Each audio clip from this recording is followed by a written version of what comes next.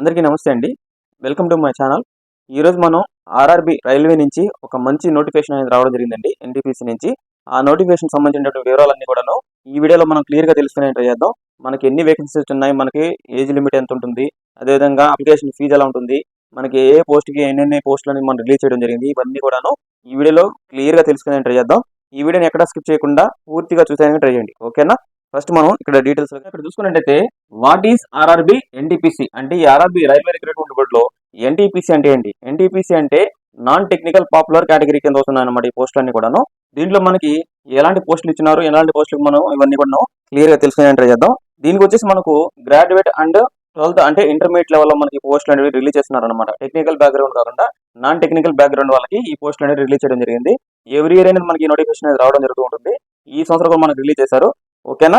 ఇక్కడ చూసుకున్నట్టయితే మెయిన్ మనకి పోస్టులు అన్ని మనం చూసుకున్నట్టు మనకి ఎలాంటి పోస్టులు ఈ దాంట్లో మనకి రిలీజ్ చేస్తారని చూసుకున్నట్టయితే ప్రధాన పోస్టు పరంగా స్టేషన్ మాస్టర్ అనేటువంటి పోస్టులు రిలీజ్ చేయడం జరిగింది. దాంతోపాటు goods train manager, junior accounts assistant cum typist, అదేవిధంగా కమర్షియల్ కమ్ టికెట్ క్లర్క్, అదే ట్రాఫిక్ అసిస్టెంట్ అంటే ఈ రకాల పోస్టులు అనేవి మనకు రిలీజ్ చేయడం జరిగింది అన్నమాట. ఇక్కడ చూసుకున్నట్టయితే తర్వాత 8,875 పోస్టులు అంటే 8875 పోస్ట్ వీటికి సంబంధించి మనం డీటెయిల్స్ ఒకసారి తెలుసుకునే ట్రై చేద్దాం. ఇక్కడ వచ్చేసి ఈ పోస్ట్ లో మనకి ఏ కేటగిరీకి మనకి ఎన్నెన్ని పోస్టులు ఇచ్చారని ఒకసారి చూద్దాం మనం. ఇక్కడ చూసుకున్నట్టయితే గ్రాడ్యుయేట్ లెవెల్కి వచ్చేసి మనకు 5,817 పోస్టులు అనేది ఇవ్వడం జరిగింది. దాంట్లో వచ్చేసి మనకు స్టేషన్ మాస్టర్ కింద వచ్చేసి మనకు 615 పోస్టులు అనేది ఇచ్చినారు. గూడ్స్ ట్రైన్ మేనేజర్ కి వచ్చేసి మనకు 3,423 పోస్టులు అనేది రిలీజ్ చేయడం జరిగింది. నెక్స్ట్ చూసుకున్నట్టయితే సీనియర్ క్లర్క్ కమ్ టైపిస్ట్ అంటే దీని కింద వచ్చేసి మనకు 638 పోస్టులు అనేవి రిలీజ్ చేశారన్నమాట. Junior accounts assistant cum typist కింద మనకు 921 పోస్టులు అనేవి రిలీజ్ చేశారు.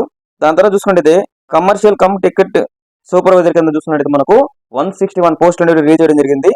ఇక్కడ నుంచి చూసుకున్నైతే అండర్ గ్రాడ్యుయేట్ లెవెల్ అంటే ఇంటర్మీడియట్ లెవెల్ వాళ్ళకి మనకి ఎలాంటి పోస్టులు ఇచ్చినా చూసుకున్నట్టయితే దాంట్లో వచ్చేసి మనకు ఇంటర్ బేస్ మీద 3,058 పోస్టులు అనేవి రిలీజ్ చేశారన్నమాట.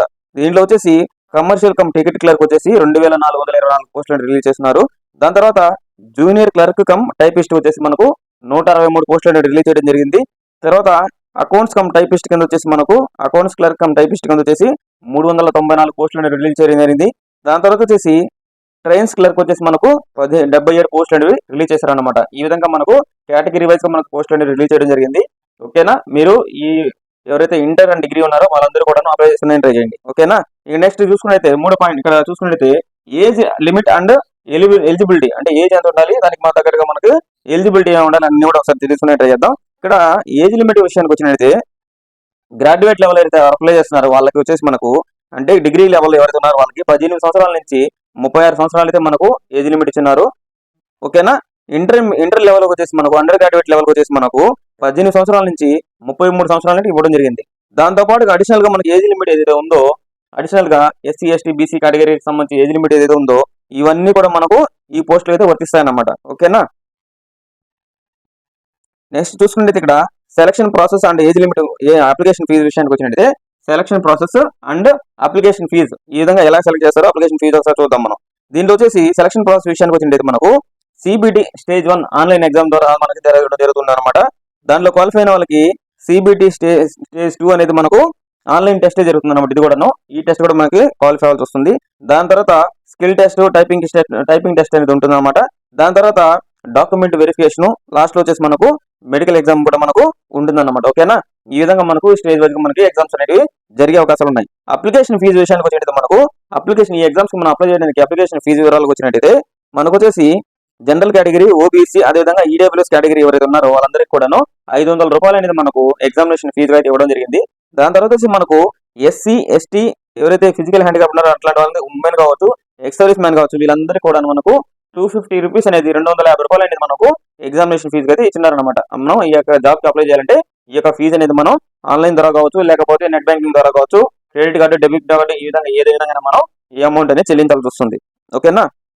నెక్స్ట్ ఇంపార్టెంట్ డేట్స్ విషయానికి వచ్చినట్టయితే మనం ఈ యొక్క జాబ్ కి మనం అప్లై చేయడానికి మనకి ఇంపార్టెంట్ డేట్స్ పరంగా మనం చెక్ చేసుకున్నట్టయితే మనకి ఇక్కడ వచ్చేసి గ్రాడ్యుయేట్ అప్లై చేసిన స్టార్టింగ్ డేట్ వచ్చేసి మనకు 21 అక్టోబర్ నుంచి అంటే ఈ మంత్ 21 అక్టోబర్ నుంచి ఈ యొక్క అప్లికేషన్ అనేది ఓపెన్ అవుతుంది అనమాట అప్లై చేసుకునే వాళ్ళకి. ఓకేనా? అదేవిధంగా ఇంటర్మీడియట్ వాళ్ళకైతే 28 అక్టోబర్ నుంచి స్టార్ట్ అవుతుంది అనమాట. ఒక 1 వీక్ గ్యాప్ తో ఇంటర్మీడియట్ వాళ్ళకి కూడాను స్టార్ట్ అవుతుంది. అదేవిధంగా గ్రాడ్యుయేట్ వాళ్ళకి గ్రాడ్యుయేట్ లెవెల్ ఎవరైతే ఉన్నారో వాళ్ళకి లాస్ట్ డేట్ పరంగా చూసుకుంటే November 28 మనకు ఇవ్వడం జరిగింది. అంటే 1 మంత్ అనేది మనకి అప్లై చేసుకునే మన టైం పీరియడ్ అయితే ఉంటుందన్నమాట. ఓకేనా. నెక్స్ట్ అదేవిధంగా ఇంటర్మీడియట్ వాళ్ళకి అండర్ గ్రాడ్యుయేట్ ఎవరైతే ఉన్నారో వాళ్ళకి వచ్చేసి మనకు 27th November వరకు మనకు అప్లై చేసుకునేది కూడా మనకు అవకాశం అయితే ఉంది. ఓకేనా. అడ్మిట్ కార్డు వచ్చేసి మనకు CBD స్టేజ్ 1 ముందు ఒక 1 వీక్ ముందు అనేది మనకు రిలీజ్ చేయడం జరుగుతుంది. ఓకేనా. కన్క్లూజన్ విషయానికి వచ్చినట్టే అందుకోసం ఎవరైతే ఎలిజిబుల్ క్యాండిడేట్స్ ఉన్నారో ఓకేనా, ఇంటర్మీడియట్ కావచ్చు, డిగ్రీ కావచ్చు, అదేవిధంగా ఏజ్ లిమిట్ ఉండి మీరందరూ కానీ క్వాలిఫై అయ్యి ఉంటే అట్లాంటి వాళ్ళందరూ కూడాను ఈ యొక్క జాబ్స్కి మీరు అప్లై చేసుకుని ట్రై చేయండి. ఎందుకంటే RRB అనేది మనకి సెంట్రల్ గవర్నమెంట్ కాబట్టి మీకు మంచి సాలరీస్ కావచ్చు, TA కావచ్చు, DLMS కావచ్చు, HRA కావచ్చు, ఇవన్నీ కూడాను మంచి మంచి సాలరీస్తో మీకు మంచి జాబ్స్ కూడా మీకు దొరికే అవకాశం ఉంటాయి. కాబట్టి అందరూ కూడాను ఈ యొక్క ఆపర్చునిటీ యూటిలైజ్ చేసుకోండి. అదేవిధంగా మన ఛానల్ని చూస్తూ ఇంకెవరైనా సబ్స్క్రైబ్ చేసుకోకుండా ఉన్నట్లయితే అట్లాంటి వాళ్ళందరూ కూడాను సబ్స్క్రైబ్ చేసుకొని సపోర్ట్ చేసి ట్రై చేయండి.